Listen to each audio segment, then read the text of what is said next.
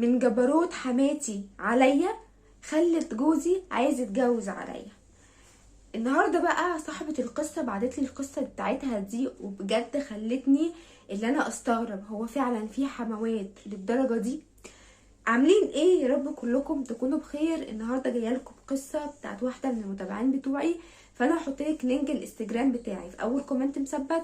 لو انت عندك اي مشكله او عايزه تتكلمي معايا في اي حاجه ابعتها لي على الانستجرام، انا برد على كل الناس.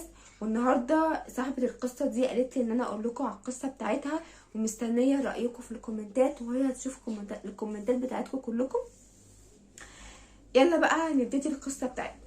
صاحبة القصة بتقولي أنا عايشة في بيت عيلة، فأنا أول لما بسمع إن في بيت عيلة بسمع إن في حما وفي مشاكل كتيرة كده، مشاكل كتيرة. طيب قلت لها أيوة وبعدين؟ بتقولي أنا عايشة في بيت عيلة. قالت لي أنا وجوزي بنحب بعض جدا جدا جدا، بس أنا من حماتي من ساعة الخطوبة وهي ما بتحبنيش، وده حاجة يعني أنا بحبها وبحترمها وكل حاجة، لكن هي من نفسها ما بتحبنيش، وده اللي بلاحظه من تصرفاتها. انا عندي سلفة تانية بتعامل سلفتي احسن مني وبتيجي عليا كتير. ساعات كتير قوي لما مثلا بيقعدوا ياكلوا كده مش بتنادي عليا بس بتنادي على سلفتي، وانا اكني مش موجودة في البيت. جيت اكلت، جيت ما جيتش، هي حتى ما بتسألنيش انت ما جيتيش اكلتي لي معانا. في رمضان كانت تعزم سلفتي على السحور وعلى الفطار، وانا ما كانتش بتعزمني خالص.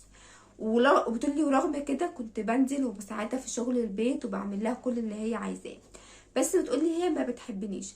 فجوزي بيقول لي خلاص مادام انتي بتعملي اللي عليكي وانتي كويسه معاها ما تركزيش معاها، هي ست كبيره، والكلام اللي بتقولي ان انتي عارفاه يعني ده. قلت لها تمام كملي. بتقولي لغايه جه اليوم اللي انا سمعتها بتتكلم فيه مع سلفتي، بتقول ان هي عايزه تخليه يتجوز، يعني عايزه تتجوز ابنها زوجه تانية. وقالت لي والغريب ان انا لقيت سلفتي بتقول لها انا هشوف لك قريبتي والكلام ده كله.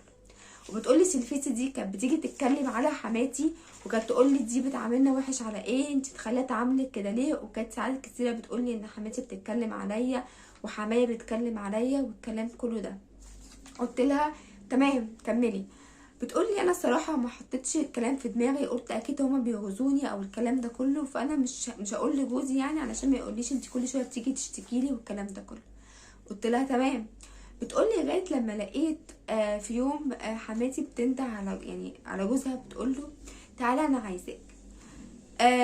نزل قعد عندها بتاع ساعتين، وبعد كده طلع الشقه لقيته متغير ومخنوق والكلام ده كله. بسأله ماله مش بيقولي، اسأله مالك مش بيقولي. فقال لي خلاص مفيش حاجه. قلت له طب انت اتخانقت مع مامتك؟ قال لها لا مفيش حاجه.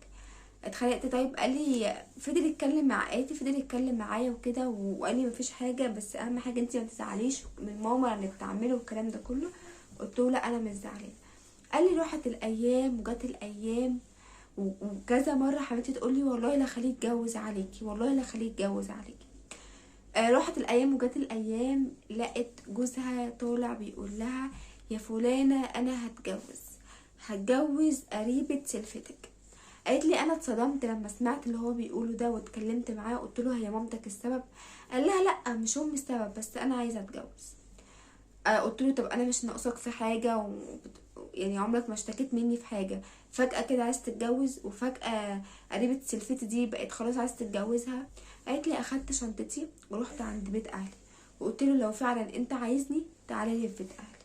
بس لما بتقول لي يعني لما رحت لاهلي، اهلي غلطوني قالوا لي انت ازاي تسيبي شقتك كده، خليتي حماتك اديتيها المساحه ان هي فعلا تتجوزوا ويقعدوا في شقتك كمان، واهلي بيقولوا لي روحي. انت ايه رايك؟ بصي انا رايي من راي اهلك، انت غلطانه ان انت سبتي شقتك اصلا. عايزاكي تقعدي في شقتك تمام، وتقربي جوزك ليكي. مثلا لو جوزك عنده اجازه من الشغل خديه وانزلوا اتفسحوا وخرجوا مع بعض، خليه يفتكر ايام زمان قد ايه هو كان بيحبك وانت بتحبيه والكلام ده كله. حاولي انك تغيري من شكلك، من شكل البيت، حاولي انك تخليكي احلى من الاول، يكون شكلك احسن من الاول. الحاجات دي بتفرق جدا جدا جدا، وصدقيني هو مش هيفكر ان هو يتجوز عليكي. انت طول ما عملتك كويسه، وحاولي ان اصلا تخليه ينسى موضوع الجواز ده اصلا.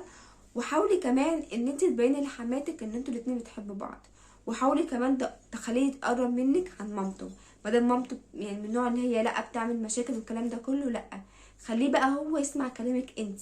طبعا دي بقى بخليكي شاطره كده، وزي ما انا قلتلك غيري من نفسك كتير، وهو صدقيني يعني مش هيفكر في موضوع الجواز ده. بس كده، ودي رايي، وبرده شوف راي الناس في الكومنتات، وبس كده.